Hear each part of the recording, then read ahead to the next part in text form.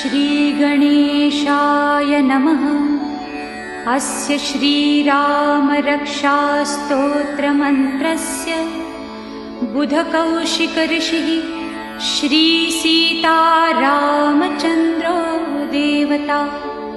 अनुष्टुप्छन्दः सीताशक्तिः श्रीमद्हनुमानकीलकम्। श्रीरामचन्द्रप्रीत्यर्थे जपे विनियोगः। अथ ध्यानम्। ध्यायेदाजानुबाहुं धृतशरधनुषं बद्धपद्मासनस्थं। पीतं वासोऽवसानं नवकमलदलस्पर्धिनेत्रं प्रसन्नम्। वामाकारूढसीता मुखकमलमिलल्लोचनं नीरदाभम्। नानालङ्कारदीप्तं दधतमुरुजटा मण्डनं रामचन्द्रम्। इति ध्यानम्। चरितं रघुनाथस्य शतकोटिप्रविस्तरम्। एकैकम् अक्षरं पुंसां महापातकनाशनम्।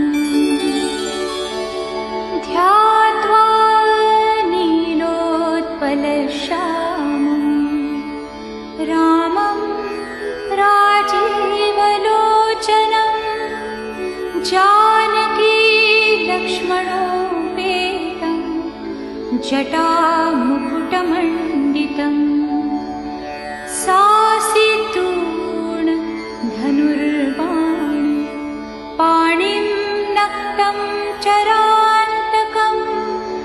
स्वलीलया जगत्त्रातुम् आविर्भूतम् अजं विभुम्।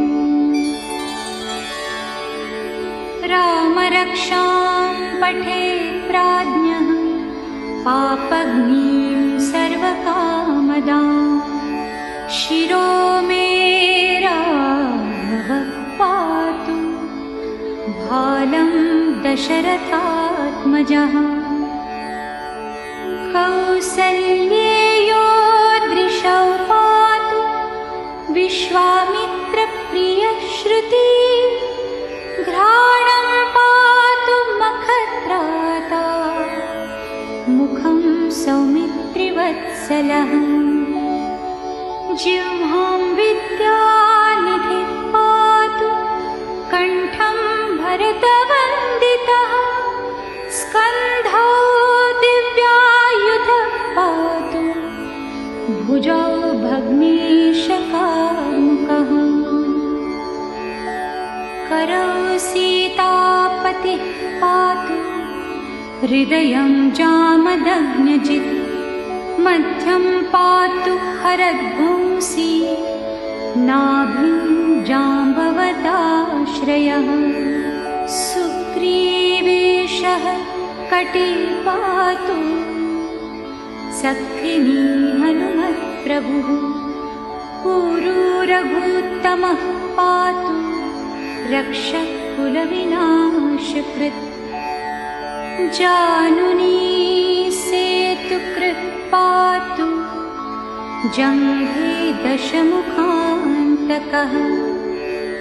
पादौ बिभीषणश्रीदः पातु रामोऽखिलं वपुः।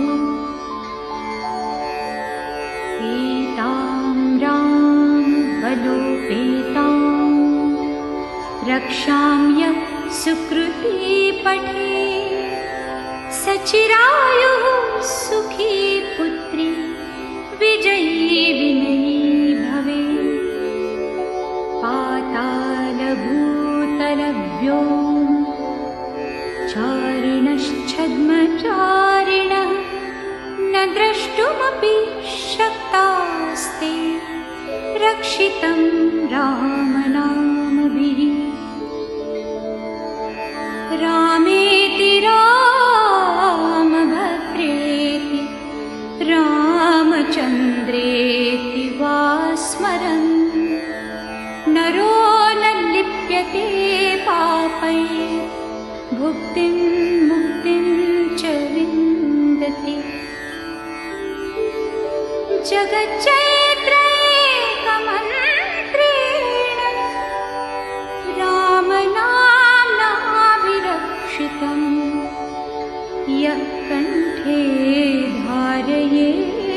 तस्य करस्ताः सर्वसिद्धयः।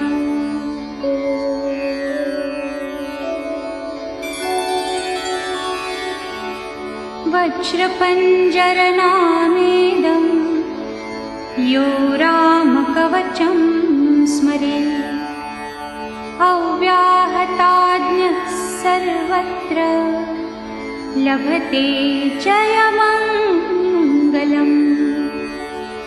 आदिष्टवान् यथा स्वप्ने राम रक्षामि मां हरः तथा लिखितवान् प्रातः प्रबुद्धो बुधकौशिकः।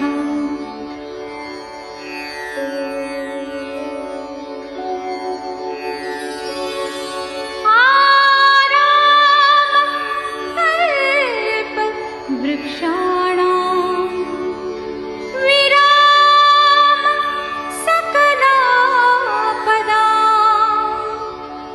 अभिरामस्त्रिलोकानां रामः श्रीमान् सनः प्रभुः।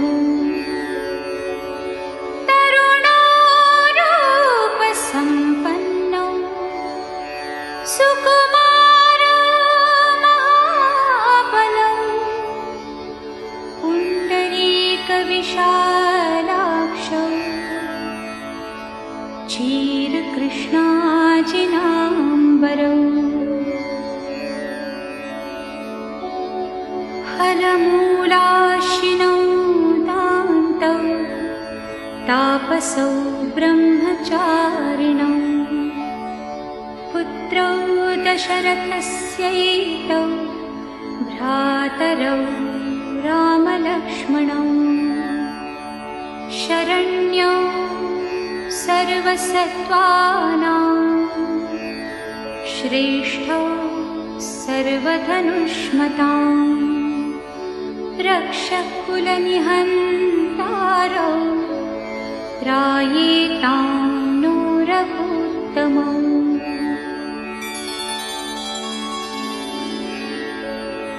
आत्तसज्ज धनुषा विशुस्पृशा वक्षया शुभनिषङ्गसङ्गिनौ रक्षणाय मम रामलक्ष्मणा अग्रतः पथि सदैव गच्छताम्।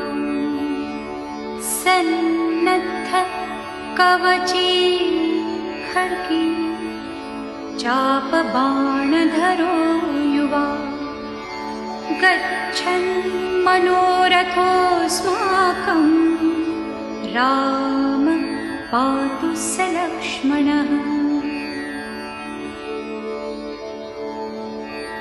रामो दाशरथि शूरो लक्ष्मणानुचरो बली काकुत्स्थः पुरुषः पूर्णः कौसल्येयो रघुत्तमः। वेदान्तवेद्यो यज्ञेशः पुराणपुरुषोत्तमः जानकीवल्लभः श्रीमान् अप्रमेय पराक्रमः। इत्येतानि जपन् नित्यं मद्भक्तः श्रद्धयान्वितः अश्वमेधाधिकं पुण्यं सम्प्राप्नोति न संशयः। रामं दूर्वादलश्यामं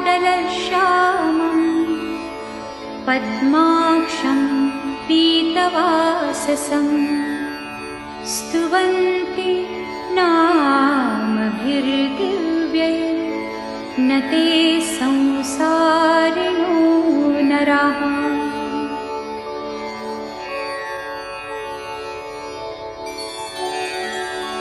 रामं लक्ष्मणं पूर्वजं रघुवरं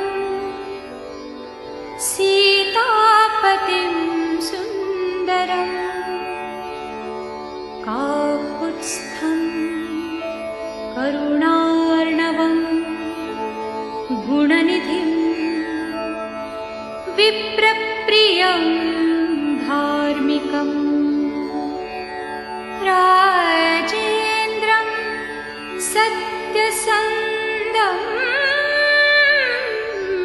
दशरथतनयं श्यामलं शान्तमूर्तिं वन्दे लोकाभिरामं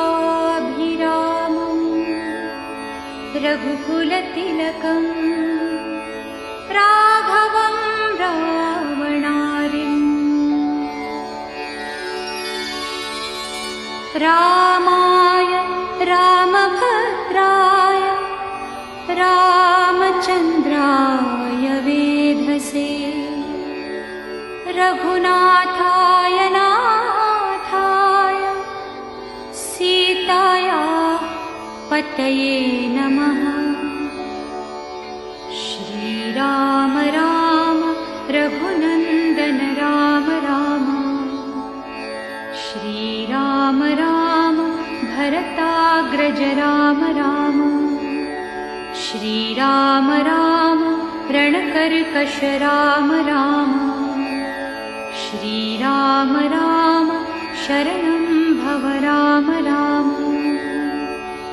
श्रीरामचन्द्र चरणौ मनसा स्मरामि श्रीरामचन्द्र चरणौ वचसा गृह्णामि श्रीरामचन्द्र चरणौ शिरसा नमामि श्रीरामचन्द्र चरणौ शरणं प्रपद्ये। माता रामो मत्पिता रामचन्द्रः स्वामी रामो मत्सखा रामचन्द्रः सर्वस्वं मे रामचन्द्रो दयालु नान्यं जाने नैव जाने न जाने। दक्षिणे लक्ष्मणो यस्य वामे तु जनकात्मजा पुरतो मारुतिर्यस्य तं वन्दे रघुनन्दनं। लोकाभिरामं रणरङ्गधीरं राजीवनेत्रं रघुवंशनाथं कारुण्यरूपं करुणाकरं तं श्रीरामचन्द्रं शरणं प्रपद्ये। मनोजवं मारुततुल्यवेगं जितेन्द्रियं बुद्धिमतां वरिष्ठं वातात्मजं वानरयूथमुख्यं श्रीरामदूतं शरणं प्रपद्ये। कूजन्तं राम रामेति मधुरं मधुराक्षरम् आरुह्य कविताशाखां वन्दे वाल्मीकिकोकिलम्। आपदामपहर्तारं दातारं सर्वसम्पदां